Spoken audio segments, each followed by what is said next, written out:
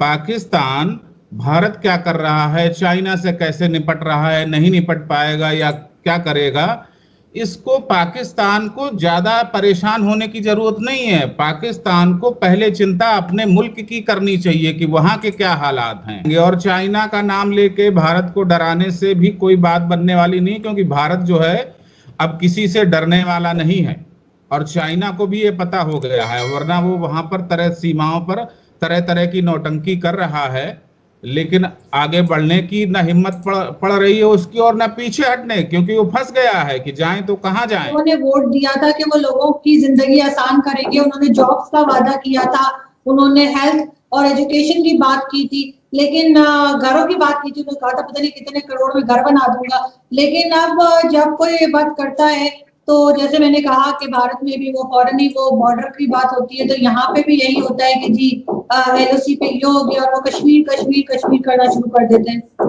हकीकतन इसमें कोई शक नहीं कि हिंदुस्तान और पाकिस्तान जो है अभी बने हुए 70 साल से जायद हो गए हुए हैं, और शुरू दिन से जब ब्रिटिश राज इस खिते से गया, वो एक मसला इन दोनों के बीच में छोड़ गया जो कश्मीर है। और ये रियलिटी है, फर्ज करें हम उन्हें ब्लेम देते रहे, वो हमें, मगर हकीकत से हम सब लोग परे हट गए। हकीकत क्या है कि जिस फार्मूले के तहत हिंदुस्तान और पाकिस्तान की पार्टीशन हुई थी, वो मुस्लिम मेजॉरिटी जो इलाके थे उन्होंने पाकिस्तान बनना था, जिसमें कश्मीर भी था और भी बहुत से चीज़ें थी। मैं आपकी बात का जवाब यहाँ पे लेके जा रहा हूँ कि हमारे मुल्कों की तरक्कियाँ क्यों रुकी हुई हैं।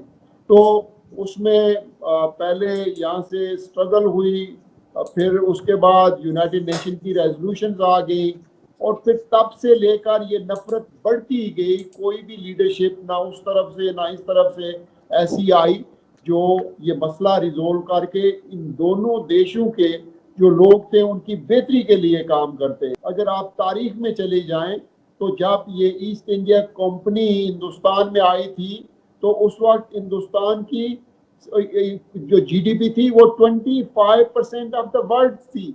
सबसे ज्यादा दुनिया में कोई अमीर मुल्क था जो वो हिंदुस्तान था। तो ठीक है कि पाकिस्तान इस आरोप को रिजेक्ट करता है, लेकिन इस रिजेक्ट करने से सच्चाई छिपने वाली नहीं है। वहां पर जो टेररिज्म को बढ़ावा देने वाली तंजीमें हैं, उनके नाम और उनकी हरकतें से पूरी दुनिया वाकिफ है। और ये अच्छी बात है कि इस डिस्कशन में भी कश्मीर आ गया ना।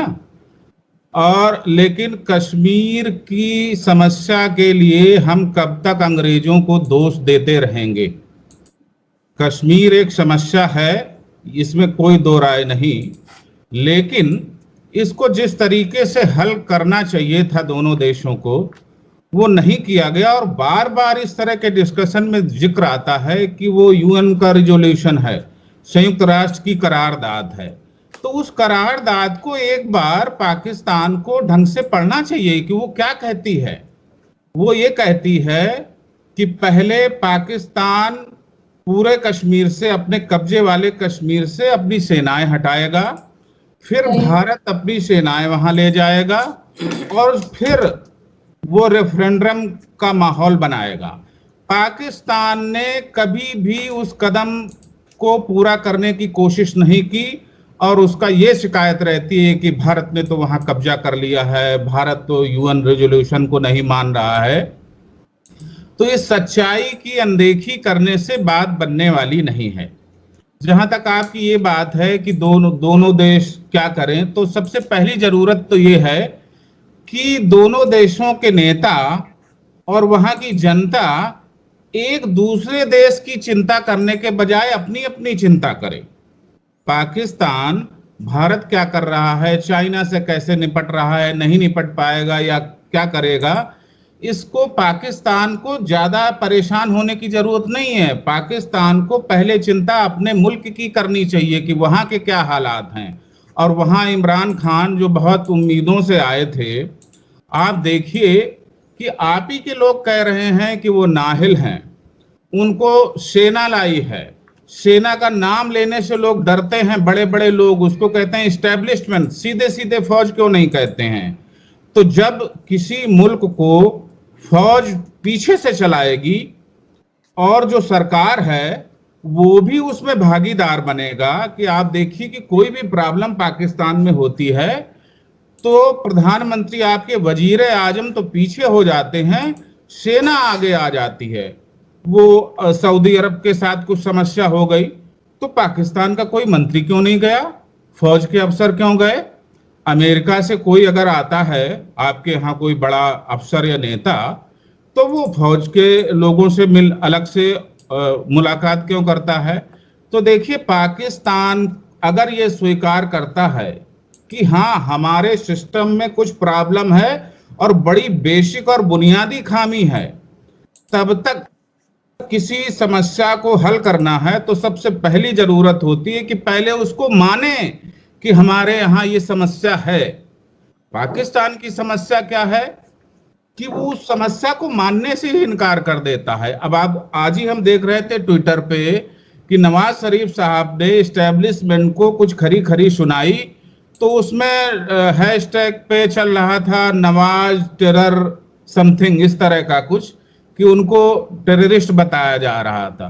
तो इस तरह की बातों से बात नहीं बनेगी और जैसा मैंने पहले कहा कि दोनों देश एक दूसरे के मसलों को सुलझाने के बजाय अपना अपना मसला सुलझाएं। जब थोड़े माहौल में शांति आ जाए तो फिर बात करें। दोनों देशों के बीच तनाव का कारण है। जी चौधरी साहब, आप रिप्लाई करेंगे? मैं जो आप कह रहे हैं इमरान खान का, देखें अब मैं आपको एग्जाम्पल दे रहा हूं, आप जिस चीज को कह रहे हैं कि लीडरशिप क्या होती है। ये पिछले 6 महीने से ये कोविड-19 जो वायरस है ये आई हुई है। मिस्टर इमरान खान ने जो फैसला किया, दुनिया ने उसकी मुखालफत की, हमारी अपोजिशन ने उसकी मुखालफत की, मगर वो अपने फैसले पर डटे रहे। आज पाकिस्तान का एग्जाम्पल दे रही है दुनिया। वाजपेयी साहब ने बहुत सीरियस, वो भी बीजेपी के थे, बहुत सीरियस कोशिश की, बहुत हद तक नजदीक चले गए। फिर जब बाद में मनमोहन सिंह आए तब भी ये मसला तकरीबन रिजोल्व की तरफ जा रहा था, मगर हुआ क्या कि जब ये नरेंद्र मोदी इनके पास पावर आई तो इन्होंने, आपके सामने ही पिछले 7 साल की तारीख कि ये नफरत बढ़ते बढ़ते और कहां पे पहुंच गई। जब आप कहते हैं चाइना भी इसी खित्ते का एक मुल्क है, मैं क्यों उसको एग्जाम्पल दे रहा हूं कि जब रेवलरी में आते हैं तो पाकिस्तान का साइज हिंदुस्तान के मुकाबले में बहुत छोटा है, आबादी के लिहाज से, रकबे के लिहाज से, आर्मी के लिहाज से, हर लिहाज से हिंदुस्तान शुरू से लेकर चैलेंज करता रहा है चाइना को, चूंकि वो भी नेबर है, इसकी वजह से उसका जिक्र आता है। हुआ क्या कि चाइना आज इकोनॉमिक सुपर पावर बनने जा रहा है दुनिया का। मिलिटरली उसने वेस्ट मीन अमेरिका के साथ वो पंगा लिया हुआ है, जिसमें आपको भी पता है कि लद्दाख किस लिए चाइना वहां पे आया, क्योंकि जो आर्टिकल 370-35 रिवोक किया गया। तो आप देख लें चाइना की स्टेटमेंट ये थी कि लीगल कवर कश्मीर से खत्म हो गया हुआ है और लद्दाख मेरा है, वो क्लेम कर रहा है। जैसे अगर ये मसला पहले रिजोल्व हुआ होता तो ये चीज ना होती। मैं इसलिए कह रहा हूं कि आज लद्दाख में चाइना बैठा हुआ है, वो क्लेम कर रहा है जो कश्मीर का हिस्सा था हिंदुस्तान, वो खोए जा रहा है। जब ये चैलेंजेस हैं, जब नफरत वहीं पे है, तो इसमें कोई शक नहीं जो जुल्म और जबर मकबूजा कश्मीर में वो आपकी आर्मी कर रही है वो दुनिया के सामने है। मेरे ब्लेम देने से कोई चीज ज्यादा नहीं होगी, ना बिगड़ेगी ना सुधरेगी।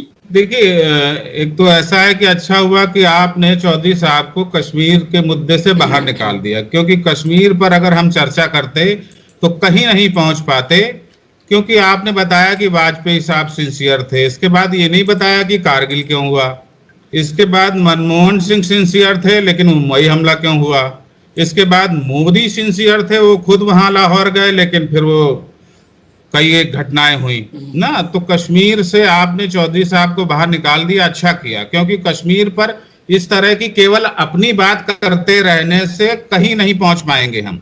और जहां तक ये बात है कि ये ठीक है कि पाकिस्तान के बहुत सारे लोगों को मोदी पसंद नहीं है, भारत में भी बहुत लोगों को नहीं पसंद है, वो खुली आलोचना करते हैं, कई बार आलोचना जायज होती है, लेकिन ये कहना कि मोदी सरकार काम नहीं कर रही है जनता के लिए, तो देखिए हिमाचल प्रदेश में जो कि लद्दाख से जुड़ा हुआ स्टेट है, वहां पर एक 9 किलोमीटर की टनल का उद्घाटन किया है, जो ऊंचाई पर दुनिया की सबसे लंबी टनल है और उससे बहुत सी दूरी कम हुई है और उससे जो है सीमाओं की सुरक्षा भी सुनिश्चित होगी। तो ये कहना कि आप अपनी सरकार के कामकाज के बारे में आप बेहतर बता सकती हैं, चौधरी साहब बेहतर बता सकते हैं। मोदी सरकार के कामकाज से बहुत लोग नाखुश हो सकते हैं, होंगे भी, लेकिन वो जनता के हित की चिंता नहीं कर रही है, काम नहीं कर रही है, ये बात सही नहीं होगी। काम वो कर रही है, ये बात हो सकती है कि वो काम जनता की उम्मीदों के हिसाब से ना हो, क्योंकि केवल एक जो आज जो अटल सुरंग का उद्घाटन हुआ है, केवल उसकी बात ही नहीं है।